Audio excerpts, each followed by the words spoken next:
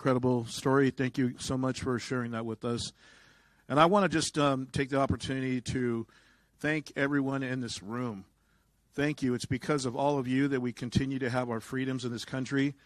And I can't thank you enough for everything that you have done, the service and sacrifice. So round of applause for everyone in this room.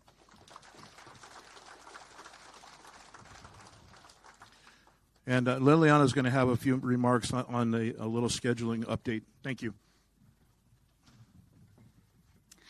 Well, thank you, everyone, for speaking today. There has been a little slight change. The agenda is over, but we are going to have San Diego VA up here to do the breakout session. So if you guys want to hold tight, or you could visit the vendors for a little bit, and we'll come right back to the show.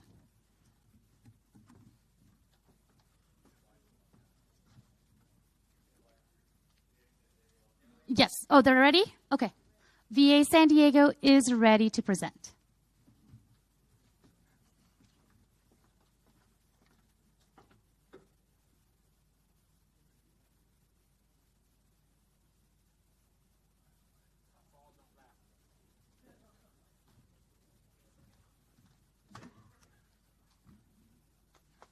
Clicker, did we get one? Okay. Still setting up the presentation, guys.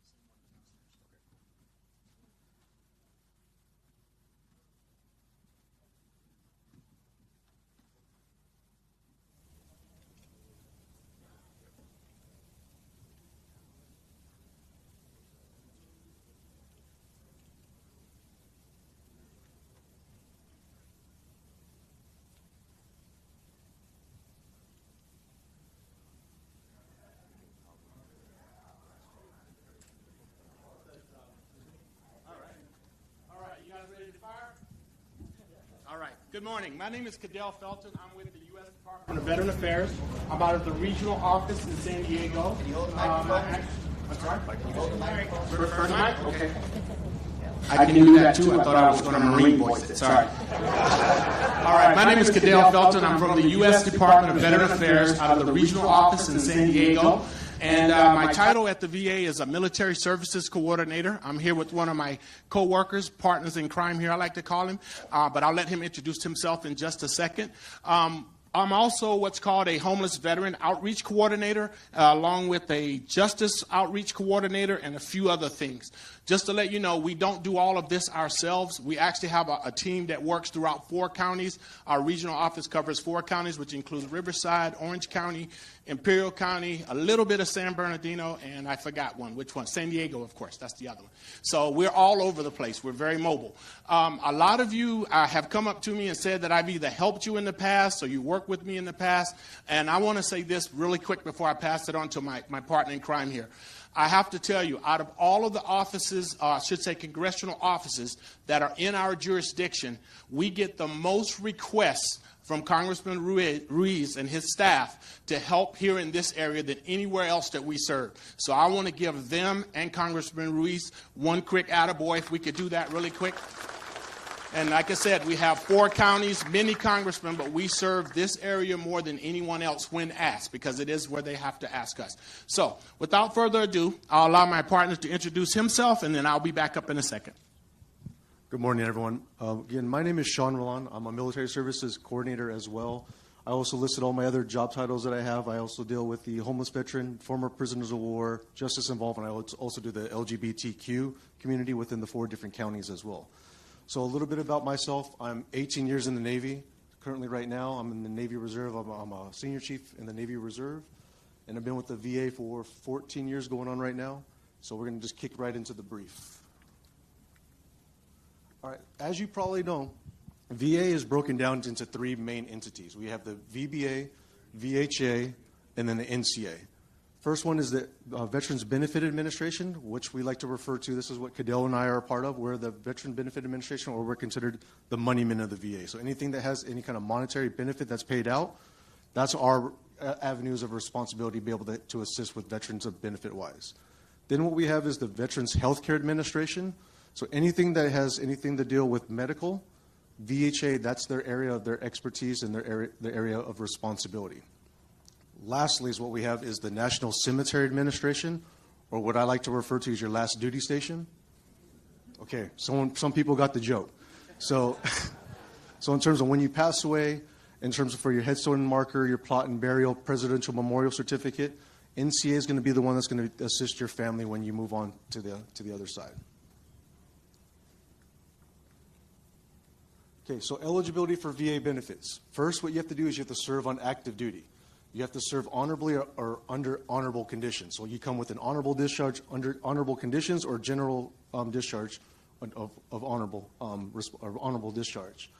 Reservists not activated may qualify for some VA benefits as well. You got National Guard members that could be, if they're activated for federal service, they can be eligible for VA benefits as well. Just remember, anytime that you serve in the military, you're going to get, or active duty military under Section 32 or Title 10, Title 32, you're going to have a DD-214, and what I like to refer to it as is your Willy Wonka golden tickets to VA benefits. Go pass over this one. Okay, so eligibility for VA benefits. So even with less than an honorable discharge, you can still be able to receive benefits through the Healthcare Administration.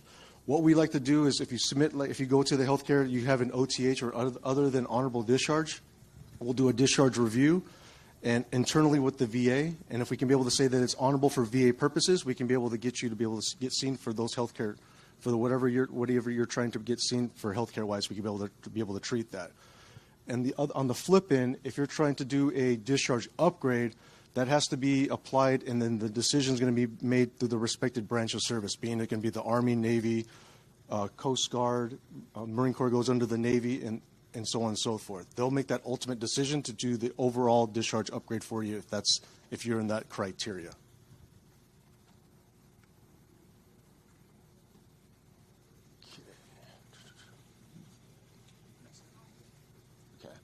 Okay, so for time limits when it comes to apply for benefits, there is no time limits to apply for benefits. You can apply benefits prior to discharge, at the time of discharge, 10 years after discharge, several decades after discharge. There's no time limit whatsoever. However, it's going to go back when you submit that claim. If the claim takes, like, say, 6 months to 9 months for us to make a decision on that claim, it'll retro back to the date of discharge for any kind of monetary benefits that's going to be paid out for those disability claims that you're paying out for. Just know that. And in terms of, like, if you get denied for certain benefits, you apply for what we used to call as an appeal, but we have supplemental claims and everything now. What will happen is we'll go back, and if you have new and relevant evidence for us to reconsider, and we're able to grant benefits, we'll go back and honor that actual date of discharge as well, or excuse me, that date of claim as well. And another thing that we have that's been implemented in the last few years, if you guys have not known already, is the intent to file. Great thing with the intent to file is you submit the intent to file, it preserves your data claim for 1 year. So it gives you 1 year to be able to gather as much new and relevant evidence for us to consider. And then you submit that, or you formalize that claim within 1 year, then any kind of retro benefit will go all the way back to that data claim. So let's say that you submit a intent to file today, you don't submit a formalized claim like 10 months down the road. It takes an additional 7 months for us to make a decision on that claim. We'll retro back that monetary benefit all the way to today's date for that actual monetary benefit. But the thing that everyone needs to realize is you have to be able to formalize that claim within 1 year of submitting that intent to file. And now I'm going to give the mic to Cadell. All right, everyone. So what I'm going to cover with you next is one of our top 2 benefits. Is the most requested, and I tend to think it's the most valuable for those that are low income and things of that nature, and that is the VA's non-service connected pension benefit. Just out of curiosity, how many have ever heard of non-service connected pension? Okay, usually that's what we get, okay? So I want to make sure you understand that what I'm talking about now is not for service connection. It's totally outside of that realm. The non-service connected pension is a benefit that's based on a person that are wartime veterans, and I'll explain that in a minute in the definition, who are age 65 or older, or who have been considered permanent and permanent and total, whether it's service connected or non-service connected, and you have a certain income level that is below what's called the poverty level, and we include your net worth. So we look at what you own. If you own houses, cars not necessarily, but houses, things of that nature, that is considered. Now, I could make this very complicated, or I can make it very simple. I choose simple, and here's why. Okay. The big thing that we look for, the very first thing, when you file a claim for non-service connected pension, the one thing that's required by Congress that you have is wartime service. So if you look at the charts that's up there, those are all of the official dates of what's considered congressionally signed or congressionally approved dates of wartime service. So those that may have served in Somalia or anywhere over in Europe or whatever, outside of these dates, you do not have wartime service. Now let me go through one more detail. Wartime service does not mean that you had to put on the pack, the rucksack, whatever, and go to war. It only means that, and for the purposes of pension, it means that you have 1 day of service during a period of war. Now, if you shine the seat like I did at Camp Pendleton, that's totally fine. And you never went, that's okay. You still qualify as long as you serve within those dates. Again, that is the number one thing we look at. I'm not going to go through all the dates and everything. I will add this caveat.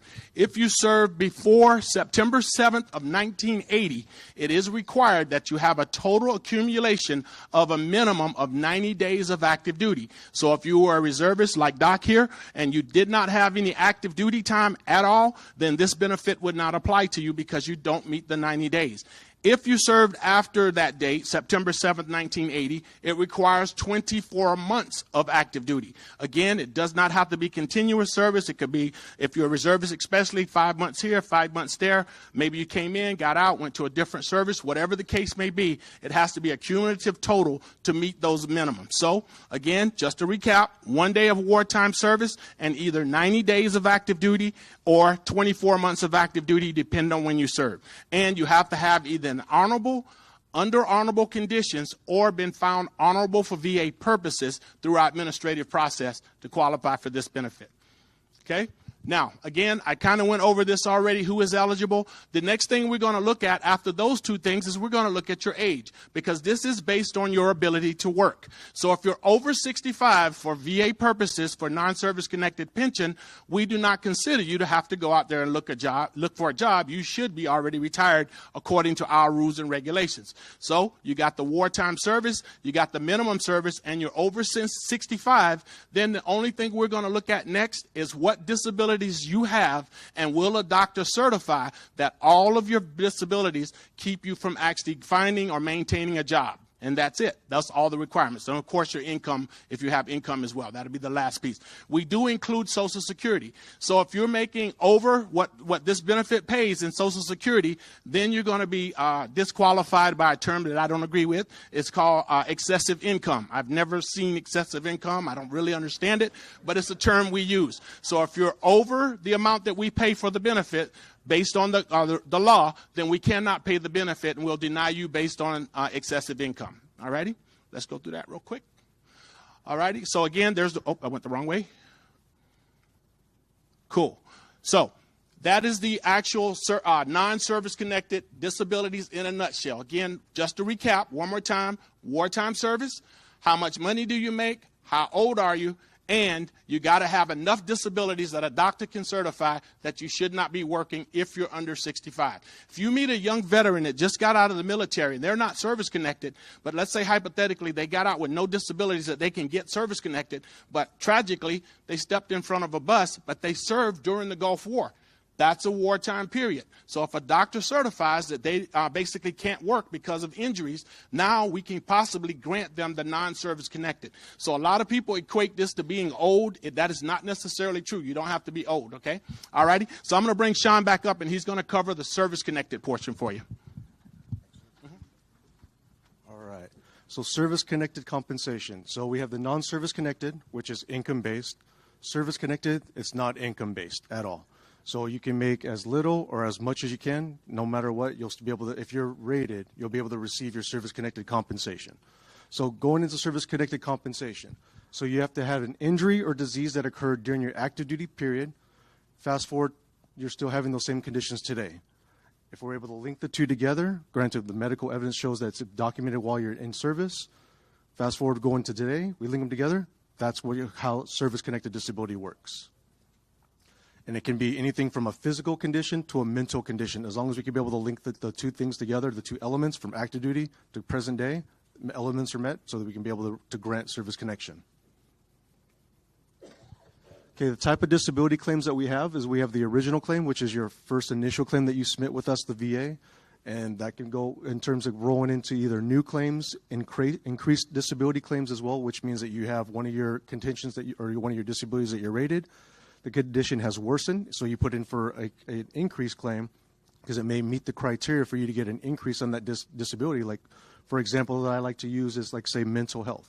Mental health can be rated from 0 all the way up to 100% solely on that condition. And based on 38 CFR or Code of Federal Regulation Part 4, you can be able to see the breakdown how we are able to rate that condition. So if it meets the criteria for, say, 10%, 40%, 50%, 70 to 100, if it meets that criteria, with that being put in for a claim for increase, we can be able to grant it for an increase for that disability rating.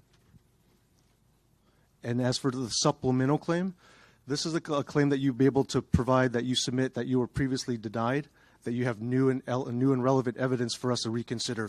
So it's like basically what we used to call the appeal. So if in terms like when you had a claim, you were previously denied, then you would appeal it.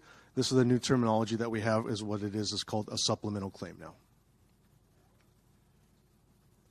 Okay, so what we have now is presumptive disability compensation claims. So the VA presumes that some disabilities are due to military service and qualifying disability associated with certain conditions of service such as former prisoner of war, Vietnam veterans exposed to Agent Orange, Gulf veterans with undiagnosed illnesses and medically unexplained chronic multiple symptom illnesses, Camp Lejeune water contamination, and then the PACT Act exposures in disability of 2022. And as we were going on, there's certain forms that we like to fill out or be able to have completed, so then we can take the necessary steps to be able to work on your claim. The big thing is VA Form 21526EZ. You could do this on paper form, which a lot of us like to do is have black and white, or you can do the new age way of doing it is everything is online. So if you want to be able to submit it online, if any of you guys, if you want to raise your hand, do you have any of you guys have a va.gov account? Okay, I would definitely recommend that you create a va.gov account if you have not have one, or if you have not created or do not have one now. Everything is virtual. Everything's at our fingertips. If you want to be able to produce like a VA letter, if you want to request a certificate of eligibility, all at your own fingertips through va.gov. So if you take anything from today, I would definitely recommend that you create your account from va.gov. So again, so you can be able to submit claims, produce letters, everything's at your fingertip again. Okay, secondary service connection. So this is going to support a claim of compensation based on additional disability that is contributed from your initial disability. One example that I like to use is, let's say that you have back pain. You're service connected for back pain. But there's things that back pain, that the pain is so severe that it increased your symptoms for mental health, say depression. That would be a secondary condition that is contributed from your main condition of back pain. That's just one example that I like to use. And again, what's going to be one thing that we're going to take in consideration to be able to link this for possible service connection? Medical documentation. So get seen by your provider, get seen by your specialty providers, and then make sure that A, you provide those medical documentation to us to take in consideration, or fill out the medical release of documentation for us to request it on your behalf to use it in support of your claim. Okay. So what is the PACT Act? It's the Promise to Address Comprehensive Toxins Act of 2022. Expands expands and extends eligibility for VA healthcare for veterans with toxic exposures and veterans of the Vietnam era, Gulf War era, and post 9/11 era. And expands eligibility for benefits of veterans exposed to toxic substances. And the great thing with the PACT Act is it actually increased a lot of the presumptives of disabilities that are considered for the toxic exposures and everything as well.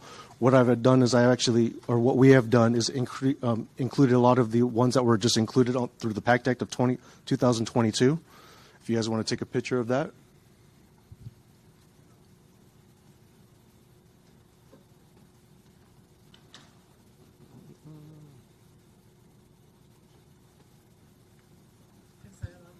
Yes, ma'am. And we also have it at our table as well. Oh, she was asking if it was online. Everything's all listed online, especially on va.gov. If you go to the search bar, just type in PACT Act. It'll give you everything related to the PACT Act in reference on that. And then another thing that we have as well is we also included, based on the act that was passed, is included a lot of the locations that were not on there before for the toxic exposures. So this is an increased list in terms of those locations, if you were actually served in those locations that were possibly contributed to those exposures. Yes, sir. What's the poverty line? What is the dollar amount that's considered to fall into the poverty? I can't remember on the top of my head, but typically it's like $1,200 per month. Yeah, don't quote me on that, but I know it's typically around $1,200 per month. But I can get the actual number for you back at my computer. Yeah. What is considered the poverty threshold? So I'll turn it over to Cadell for Vietnam era eligibility. All right, Vietnam eligibility, guys. That is a lot of you in the room here. So again, we're still talking about the PACT Act. So specifically, we're looking for, it says if you are a Vietnam era veteran, you are now able to apply to 2 new Agent Orange presumptives. I'm not going to try to pronounce them because I'm not good at it and I don't want to bite my tongue. So they're right there on the screen. High blood pressure is the big one. As you know, high blood pressure can affect a lot of things. So just to recap something really quickly. You served in Vietnam. You've never filed a claim for high blood pressure. Let's say that you do. Boom, we grant it. Later on down the road, you get kidney disease, heart disease, other things that high blood pressure can affect. Now you can file for a secondary condition like Sean was talking about earlier. In other words, you wouldn't have the kidney problem if you didn't have the high blood pressure, so on and so forth. So for Vietnam veterans, the congressman addressed it, and I'm going to address it again. If you have been diagnosed with high blood pressure and you know that you served in Vietnam or one of the other areas that the PACT Act covers, or even just not on the PACT Act portion, whatever, make sure you get that hypertension covered. Again, it also covers your spouses. If you die of a heart attack or whatever, we could possibly contribute based on the death certificate. If it's attributed that your high blood pressure caused that heart attack, now your spouse and family could be covered the rest of their lives with a stipend, okay? So again, those are the main 2. I'm not going to name all of these. I'm not going to name all the places that you are. We do have a list at the back table of all of the places for service, as well as some of the new conditions that were added, but we'd be here all day if we try to name all those, okay? So understand, just come to the table and we can give you more information, or va.gov also has all the PACT Act information as well, okay?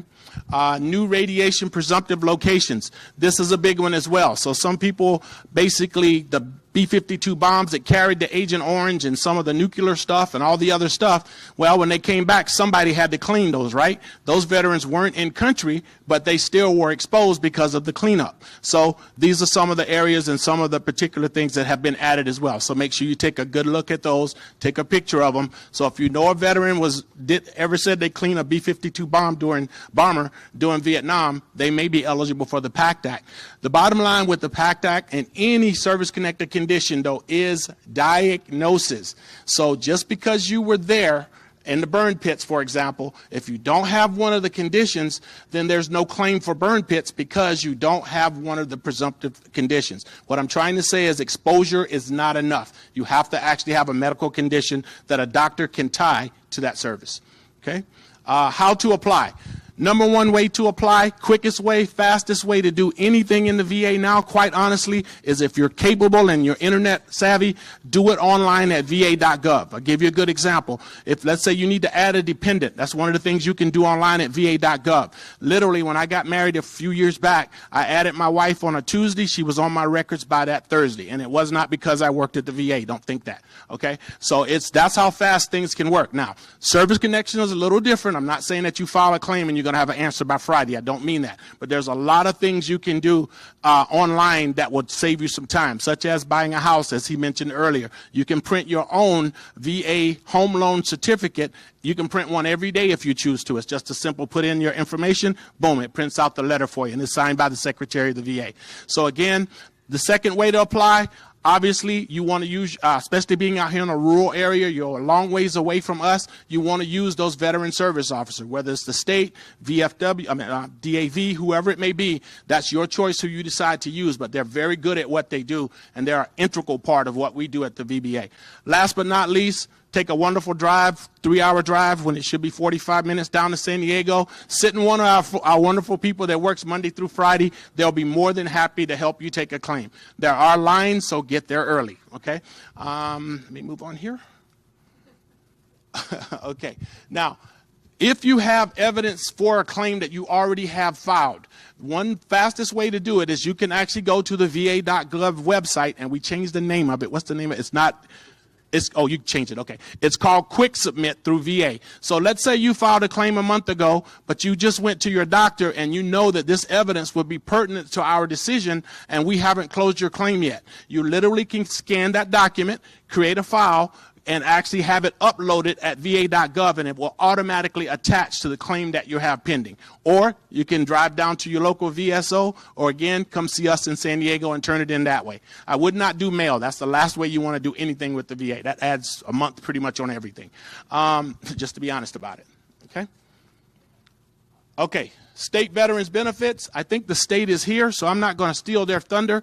Just know that as a veteran in California, you have some of the best veterans benefits in the nation, such as, I'm sure you guys have heard of this, where you can send your kids to school for free for a simple 0% rating. That's all pretty much handled through the state VA, so you can actually apply for those type things as well. If you're from other states, maybe if you're from Texas, for example, there's an education benefit that's available to the veteran in Texas, not to the students or to your kids, but to the actual veteran.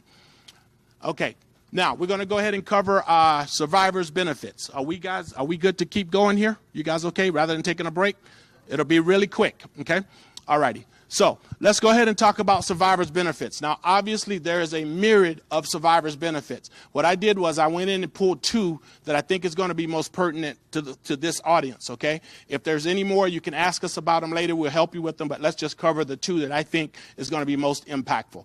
Okay, the number one is the dependency and indemnity compensation. There's an acronym for that. I won't say it out loud, but there it is, okay? So it's a monthly benefit paid to any enrolled veteran that has a service-connected condition and they literally die of that service-connected condition, okay? So let me give you an example. Let's say I was a Vietnam veteran, which I absolutely was not, okay? I'm going to make sure no stolen valor here. So if I was a Vietnam veteran, I applied for hypertension, I died of a heart attack. On my death certificate, and by the way, and I'm service-connected at, let's just say, 0% for that hypertension. So when I have that heart attack and I pass, my wonderful wife can file a claim, this claim. I won't say it out loud, but see it. Okay, so she files that claim, it gets approved. Now she or he will get a stipend for the rest of their life for you dying the right way. Okay? All right, you do have to die of a service-connected condition. One little caveat I'm going to put out there, because I used to work these a long time ago when I first started. One little caveat I'm going to put out there. If you die, and let's say they said it was something else, but hypertension could have been included and wasn't, you can always petition the coroner to actually update the death certificate. Because if we need a service-connected, she's shaking her head, I think she knows what I'm talking about. So if you actually die and they don't put something that you're service-connected on there for, make sure your dependents understand that they can petition the coroner to reevaluate to see if one of your service-connected conditions could be included. If it is included on the death certificate, then we would be able to pay the DIC benefit, okay? All right, got that? So I want to talk, who's eligible? You have to be married to the veteran at the time of death, so on and so forth. The veteran, the service member dies on active duty. It's all right there. We have books and everything, and you can also get it online. I won't go into the minutiae of it, okay? Now, what does it pay? and I'm getting old, so I have to move up here. So let's say hypothetically, same situation. I died of a heart attack. I was a Vietnam veteran, service-connected for the hypertension. They grant the DIC to the spouse. The going rate is $1,612.75. Now, some of you sitting here, spouses, are probably saying, well, I get more than that. Well, why is that? Not only did your veteran die the right way, he was a student, he or she, okay? Because what it means is that they filed their service connection, and basically they were service connected at 100% for over 10 years, so you're also getting an additional kicker with that, which is $339.54, I think it is at the current rate. There's some other benefits. Understand that DIC also could possibly extend to dependents. I'm not going through all that today because time is short, but understand that there's a lot involved with the DIC benefit, okay? If you have any more specific questions, your VSOs are masters at this, as well as getting those death certificates changed. I have to say that they're really good at that for you guys. And then also, if there's any other questions, you can ask us today, okay? And having said that, the last thing I'm going to cover is for burial purposes. One of the things that we run into a lot in San Diego, because we have two cemeteries there, the Rosecrans and also now the New Miramar Cemetery, is we have veterans that pass that never talk to their families about them being a veteran, but when they pass, they want them buried in a national cemetery. So one of the things that the VA has come up with is called a pre-need eligibility form. So if you take a picture of this, every veteran should automatically send this form in, and then what will happen is the VA will send back a letter stating that this person is eligible for burial in a national cemetery. Now, it's not a reservation form, so you can't say I want to be buried under the tree next to the... Doesn't work like that. All it is certifying that you are a veteran and can be buried in a national cemetery, and everything will be ready when that spouse shows up at the cemetery, rather than trying to have to figure it out later. So everybody got that? Again, it's not for you to pick a spot. It's just for you to get pre-registered, pre-verified. Now, if you don't do that, we're simply going to ask for a DD-214. If you can't provide that, then they'll come to our office. We can verify that it was a veteran, so on and so forth, and still take care of it. But it's a lot easier because when someone passes, there's a lot going on, and you want to make your VA stuff as easy as possible. So I highly recommend every veteran fill out this pre-need stuff, okay? Now, last but not least, take a picture of this. This is more VA resources. So I'm not going to go over all this. Again, number one thing, va.gov is your best friend. You can track your payments there. You can change direct deposit there. You can change your address there. Speaking of change of address, I do have to add this. The number one reason that benefits get stopped at the VA, what do you think it is? The person changed address. You guys don't know this, but if we're sending you a direct deposit, whatever it is, okay, DIC, whatever, and you change addresses, then next month or December, we send you a letter, for example, to tell you that there's been a cost of living change and the amount is going up. But that letter comes back to us, and then we send you a letter and a second one, and you don't respond. Guess what we do? We stop the benefit until you tell us where you are and update your address. It's called whereabouts unknown. That's one of the processes that we have. So always ensure that you keep your address, phone number, everything up to date, both with the hospital and with the VA Benefits Administration. What's the easiest way to do that? va.gov. You do it there one time, it hits both sides. Okay? All right, so I'm going to end that for now. Are we going to open it up for questions? Do we have time or no? Okay, so we're going to open it up for a few questions. He's better looking and smarter than me, so he's going to answer them all. Nah, I wouldn't say that. We might want to do questions at the table. Huh? I think we might want to do questions at the table. Yeah. Just give him a couple. We'll answer about 4. We'll do about 4. We'll answer you guys later. This gentleman. Isn't that, over there at Riverside, they have an area over there where you get cremated. You get cremated, and then they stick you in the wall there. Okay, well, the VA benefit would pay to stick you in the wall, I think. But what about the cremation? The guy told me, he says he thinks you have to pay for the cremation. I'm not the cemetery, but I can answer that question. If you die in a VA hospital, then the VA will take care of all the cremation and everything else. That's one of the things we will pay for. There is a burial, a monetary amount we pay for burial, but that's something that has to be applied for after you're gone. And some cases we do cover the cost of cremation, okay? But your plot and everything at the cemetery is free of charge. Yeah, but I understand. That puts you in the wall. Yes. But how do you get in that wall? You're going to have to pay for the cremation, I think. If you die at a VA hospital, the cremation will be covered. If you die in a civilian hospital, unless the VA contracted you to be in that hospital. So if the VA is covering the cost of it, they will cremate you and put you there, no problem. Okay? Did I answer your question? Okay, sir? Okay. I can't change the law, but I know it's not what you wanted, but that's it. I promise. Yes, ma'am. Yes, ma'am. Hi. Hi. I have a client that was just cremated. He was not registered.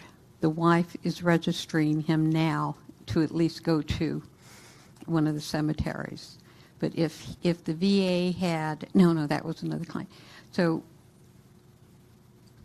after the fact, will she still be able to register? Sounds like an And they have the ashes? And is there a time limit? I think what you're trying to ask me is specifically, would she be eligible, one, for the DIC benefit that I talked Yes, about? yes. Okay. And number two, would the veteran be eligible for cremation? Am I Yeah. correct? Not the cremation. That would, well, I can double that up because I have Okay. another veteran that's now in hospice, and the VA Okay. transferred her from Hemet to Florida for her final days. Let me cover her DIC first, and I'll do Okay. anything. Okay. So as far as the DIC goes, remember when I said you have to die the right way? Well, guess what? You can continue to have a family member file a claim for service connection even after you die. Okay? So when a spouse has an individual that dies, and he's never been at a VA, never filed a claim, they still can file a DIC claim that will automatically require us to do a review of the service record and any available medical records. So again, let's say he went to Vietnam, he died of hypertension, heart attack, we could still grant DIC on a post-death Okay. claim. If that answers your question? Yes. Okay, I am smarter than him, Yeah. Hannah. And then the hospice veteran, she's now in hospice. Okay. They just transferred her hospice in Florida. She just transferred from Hemet. Okay. VA actually funded that, by the way. Thank you for taking care of her. Okay. So they can do the same thing with her then. They will pay for her cremation since she's going to spend her final days in a hospice, VA? I don't think I'd have to check that one. I don't Okay, think they I'll pay for I'll find spouse's that out. burial expense. That's specifically for the veteran. Okay. Now, she can No, go she in. is a veteran. She is a veteran. Oh, she's a veteran. She's a okay, veteran. then yes, Yeah. yes, absolutely. If 65. VA is paying for the hospice or Yeah, they nursing pay for home care and, everything. and the person dies, then yes. The answer is yes. Okay. Ask him a service connection question. I have a question about the hypertension. You keep just saying hypertension. What about strokes? I didn't see strokes listed on the list at all. It can all be all intricate or all somehow kind of connected because it's all the same vascular system and everything. But we just have to look at the actual paperwork and the actual documentation to be able to see if it So can if be- strokes is caused by the hypertension, it's covered. it's a possibility. We just have to look it It has over. to be written that way Yeah. by the doctors. Yeah. It has to be one of those conditions connected. Yep. Good question. Yes, ma'am.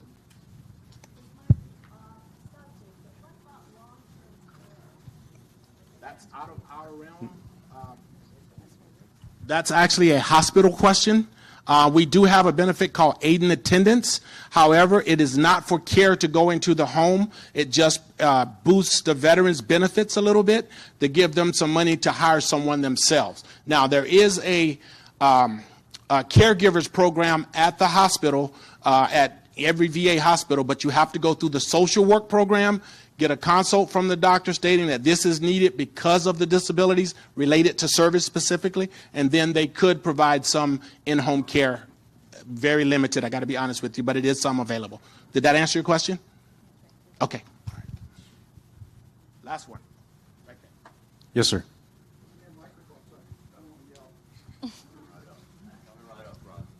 On our way.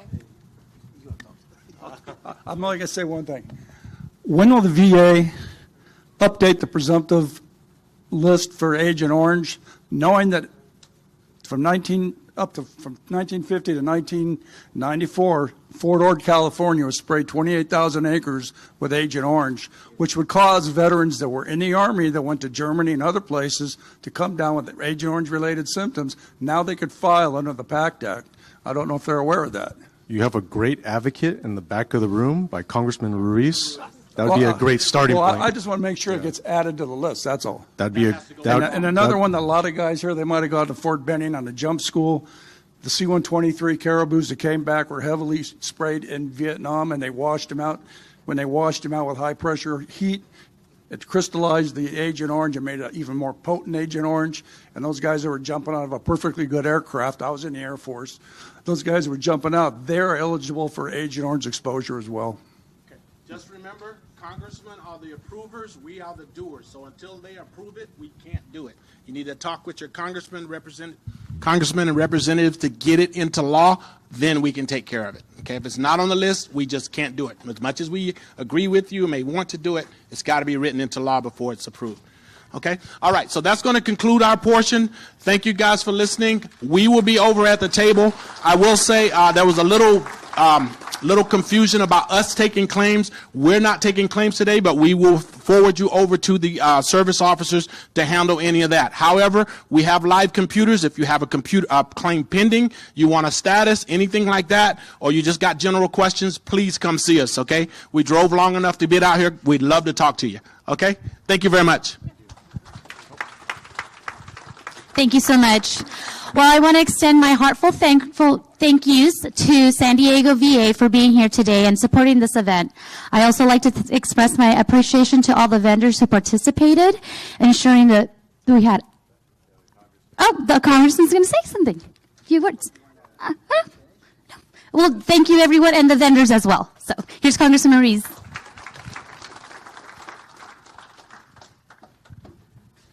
I'm just briefly, I'm going to give some closing remarks and just basically say thank you for coming. Did you enjoy this? Was this helpful? Okay, so when we do it again, can you bring 2 families next time so we can really pack this? I think we have the potential of actually outgrowing this area. And having more breakout sessions where you can actually choose to see what's relevant for all of you. We can have like a GI bill, we can have a retirement bill, session, and really go through that. So look, a special thank you to all the vendors that came, to the folks that gave the workshop and gave the information. They're still going to be around, so please, you can go and speak with them. My office is also here to help with casework, so if you had a question or if you had a specific issue with the VA that you haven't heard from or things are too delayed, go sign a consent form that gives us the consent to call them and to advocate on your behalf within the federal agency. If you still have questions about which benefits that you can apply for, you can go speak with some of the VA veteran service organizations out there, and let's get you all connected. So thank you again for everything that you've done for our country, for each other, for being a community that inspires me, that gives me hope, that keeps my fire lit on fighting on your behalf. So thank you for another successful Veterans University. Thank you, everybody. And once again, just let's give another round of applause to all my staff. Raise your hand, those that work with me, who put this together, to Lily for emceeing, and everybody who just did work tirelessly for you. So thank you very much.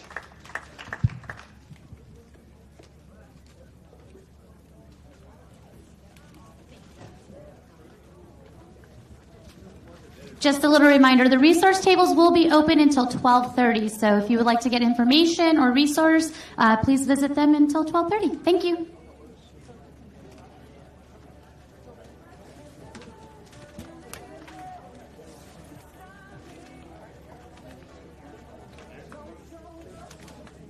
Also, if you have evaluation forms that you have filled out, please return